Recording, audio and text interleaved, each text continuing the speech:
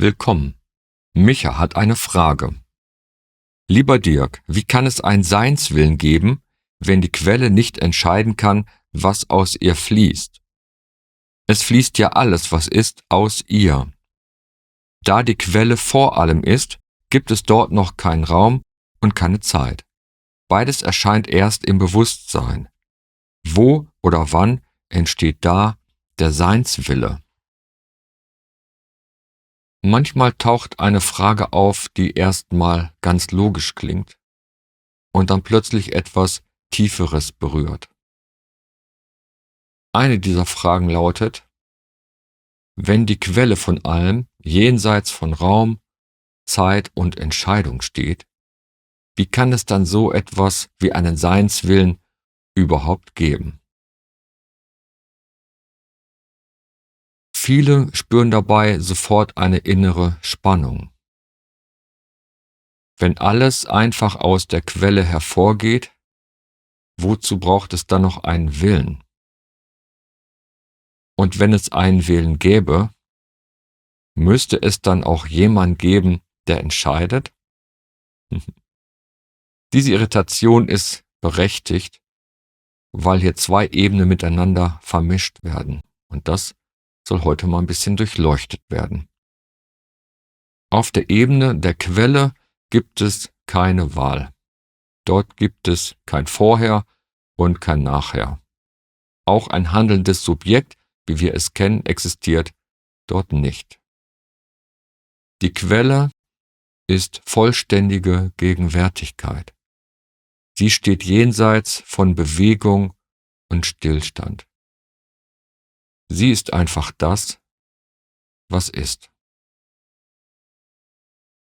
Trotzdem erscheint aus dieser zeitlosen Wirklichkeit eine Welt, wie ein Wunder, Bewusstsein, Leben, Körper, Gedanken und eine Geschichte. In dieser Welt gibt es eine Bewegung, Entwicklung und Wandel. Etwas entfaltet sich, etwas zeigt eine Richtung oder mehrere. Und genau an diesem Punkt taucht das Wort Seinswille auf. Ich benutze es sehr oft, um damit etwas zu illustrieren. Doch damit ist kein Entscheiden gemeint und auch kein innerer Plan. Es geht um eine Beschreibung dessen, dass das Sein sich als Welt hier zeigt, auch als Menschen natürlich.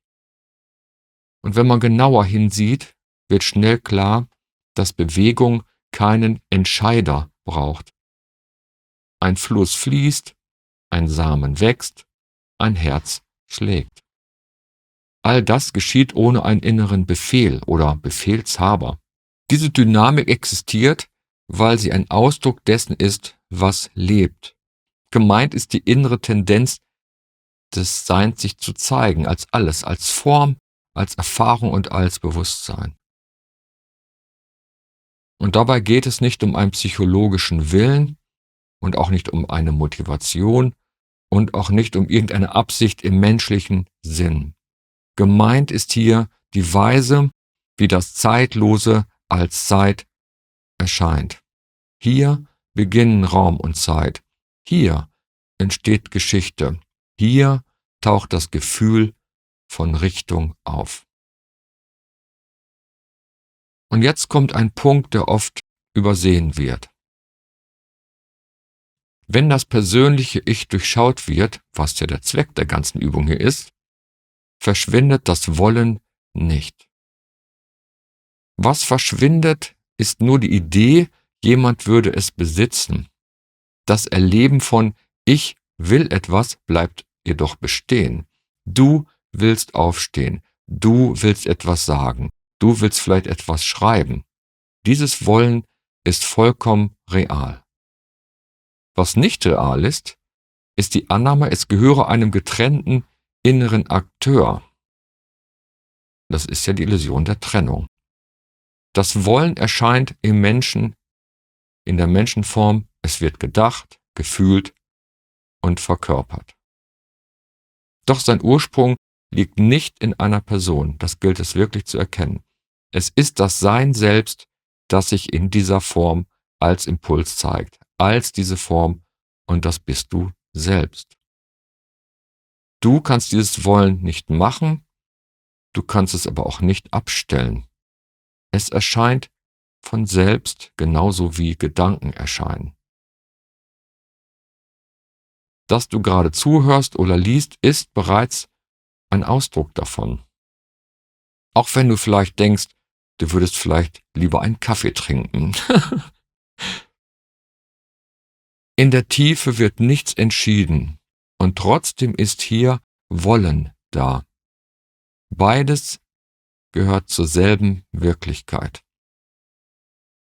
Es gibt keinerlei Widerspruch, denn es ist dieselbe Bewegung, nur aus zwei Blickrichtungen gesehen.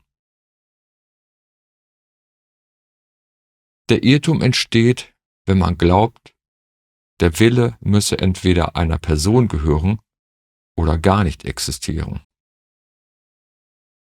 In Wahrheit ist er höchst unpersönlich und zugleich vollkommen real. Menschen spüren in sich eine Bewegung nach vorne, das ist unser Naturell. Ein Bedürfnis nach Sinn, nach Entfaltung, nach Stimmigkeit. Wenn dieses Empfinden mit der Idee eines Ichs verbunden wird, entsteht oft Druck. Dann wirkt es, als müsse jemand etwas erreichen oder richtig machen.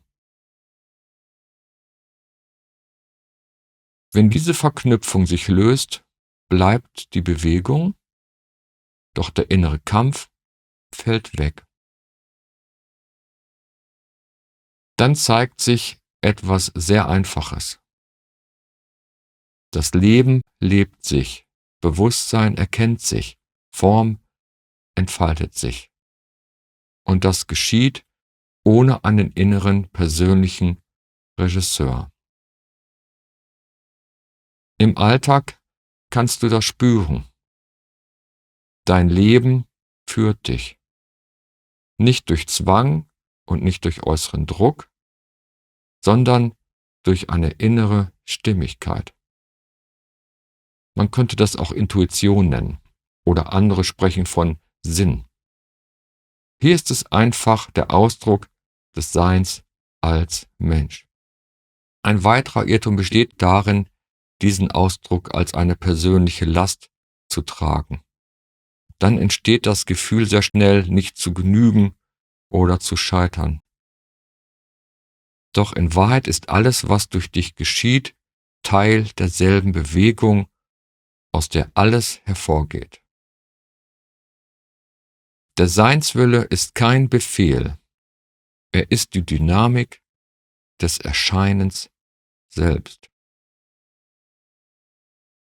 Zeit und Raum entstehen genau hier, in der Bewegung, mit der das Zeitlose als Welt sichtbar wird. Vergangenheit und Zukunft gehören zu der Darstellung dazu. Sie sind Teil der Bühne, auf der das Leben erscheint. Und deshalb können wir sagen, die Quelle entscheidet nichts und doch erscheint alles. Das ist kein Widerspruch, es zeigt einfach zwei Ebenen derselben Wirklichkeit. Auf der Ebene der Erscheinung gibt es Bewegung. Auf der Ebene des Seins gibt es Vollständigkeit. Der Begriff Seinswille verbindet diese beiden Ebenen sprachlich. Er weist auf die Struktur hin, in der das eine als viele erscheint. Klares Hinsehen reicht aus. Du kennst es alles selbst. Ein Kind wächst, ein Mensch reift heran, Bewusstsein klärt sich. Und das geschieht durch eine innere Ordnung. Diese Ordnung ist das, was ich mit Seinswille meine. Wenn das klar wird, verändert sich etwas Grundlegendes. Du hörst auf, dich als Zentrum dieser Bewegung zu sehen und beginnst, dich als Ausdruck dieser Bewegung zu erleben. Das bringt Entlastung und eine stille Würde. Dein Leben oder das Leben, das du bist, ist kein Projekt, das du gewinnen oder verlieren kannst. Es ist eine Form, als die sich das Sein zeigt. Deine Entscheidungen gehören dazu, deine Zweifel auch, und auch deine ganzen Umwege sind Teil dieser Entfaltung, sollte es sie geben. Der Seinswille ist kein Ziel. Er ist der Strom und du bist wie eine Welle darin. Wenn das innerlich einsinkt und ankommt, kommt etwas zur Ruhe. Das Leben bleibt in Bewegung, doch dein innerer Widerstand lässt nach. Und daraus entsteht eine große Klarheit, eine Art von Vertrauen, die nichts beschönigt und doch alles trägt. Hier berühren sich Spiritualität und das ganz einfache Menschsein in seiner Klarheit.